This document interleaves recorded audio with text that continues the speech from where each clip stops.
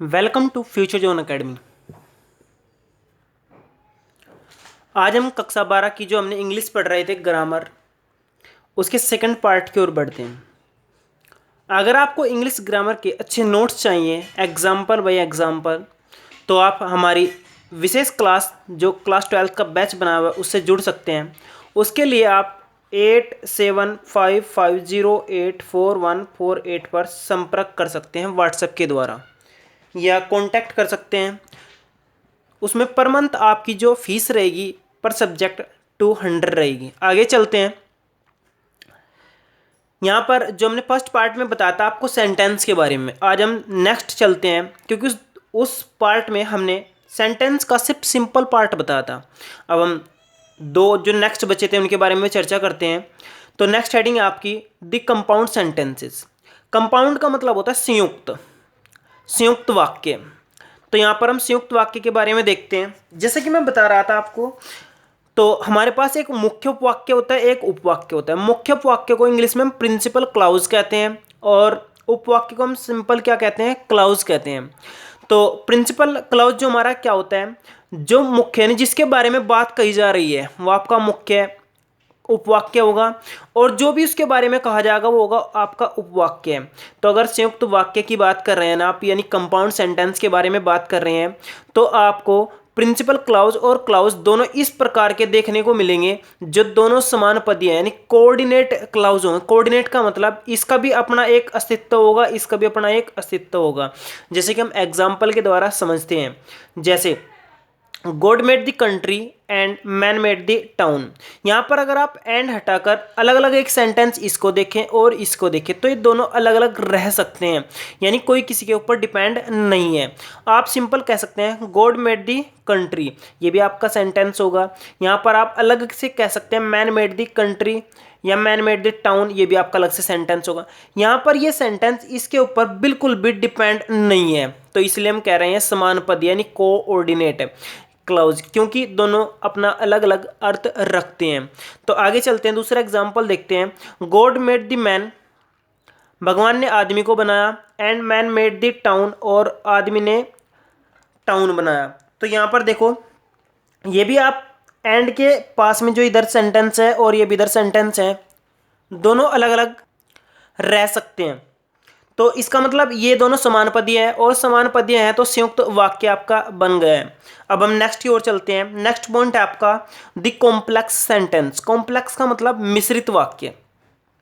Complex को वैसे chemistry या फिजिक्स में संकरण कहते हैं, तो हम वहाँ पर तो डिस्कस नहीं करेंगे, उसको वहीं पर देखेंगे। तो यहाँ पर मिश्रित वाक्य देख लेते हैं। इसमें क्या खास बात होती है, इसमें प्रिंसिपल क्लाउज यानी मुख्य उपवाक्य के बारे में ही चर्चा की जाती है। यानी जो आपका क्लाउज यानी जो उपवाक्य होगा वो सारा का सारा प्रिंसिपल क्लाउज पर डिपेंड होगा। ओके, यानी अगर मैं कहूँ एक तरीके से आश्रित होगा, यानी क्लाउज जो होगा आपका आश्रित होगा। जैसे मोहन एक लड़का है, वह रोज स्कूल जाता है, तो वह रोज स्कूल जाता है, तो वो किसके ऊपर डिपेंड है, मोहन एक लड़का है यानी मोहन के ऊपर डिपेंड है। तो मोहन जो है वो प्रिंसिपल क्लाउज होगा, और क्लाउज जो उसके बारे में बात कही जा रही है वो आश्रित होगा। आश्रित को इंग्लिश में सब ऑर्डिनेट कहते हैं, क्योंकि आगे हम इसके बारे में पढ़ने वाले हैं। तो सब ऑर्डिनेट याद रखें, सब ऑर्डिनेट आपका क्या होता है, आश्रित। आगे चले, अब हम इसको एग्जाम्पल से समझते हैं। एग्जाम्पल है आपका she denied that she had written the letter. उसने मना कर दिया कि उसने वह पत्र नहीं लिखा था।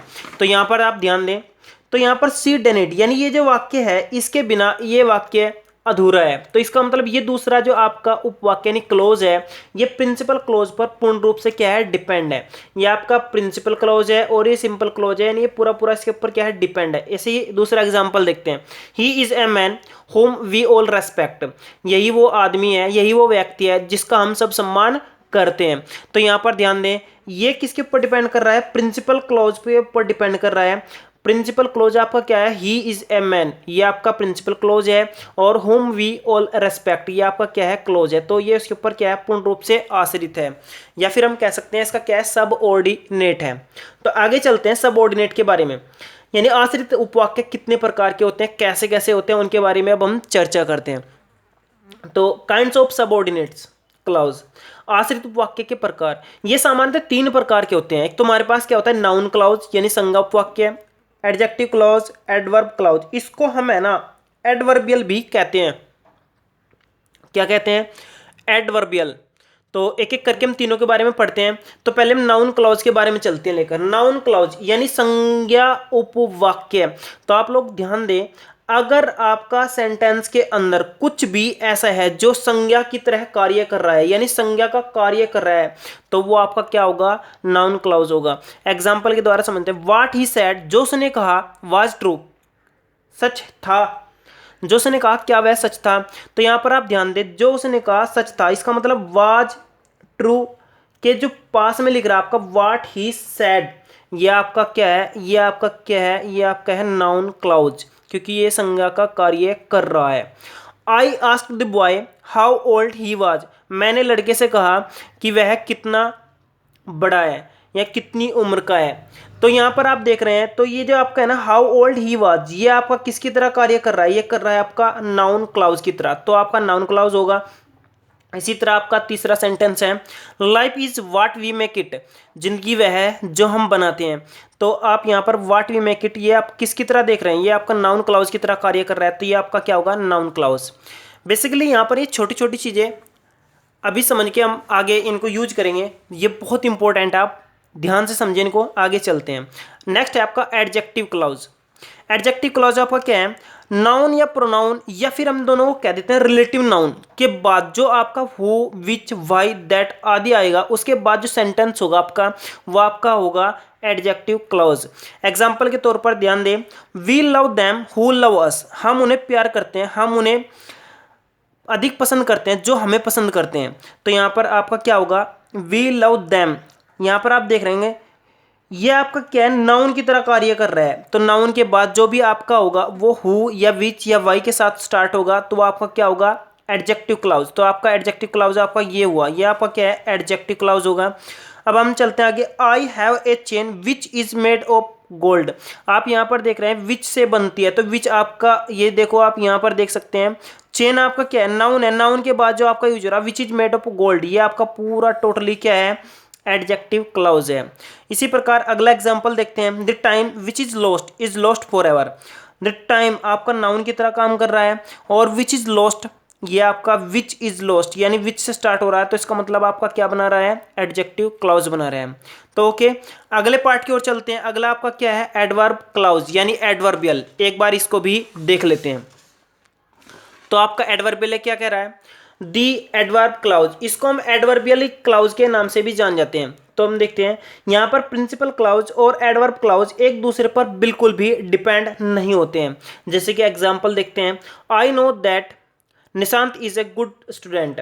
आई नो मैं जानता हूँ, आप इसको भी अलग बोल सकते हैं, मैं जानता हूँ, कहीं पर भी अकेले से बोल सकते हैं। यहाँ पर आप Nishant is a good student, ये भी आपका अलग एक सेंटेंस है, और आप देख सकते हैं कि सेंटेंस अस्तित्व है, अलग रह सकता है, और यहाँ पर ये भी अलग रह सकता है। तो इसका मतलब ये इसके ऊपर बिल्कुल भी डिपेंड नहीं है।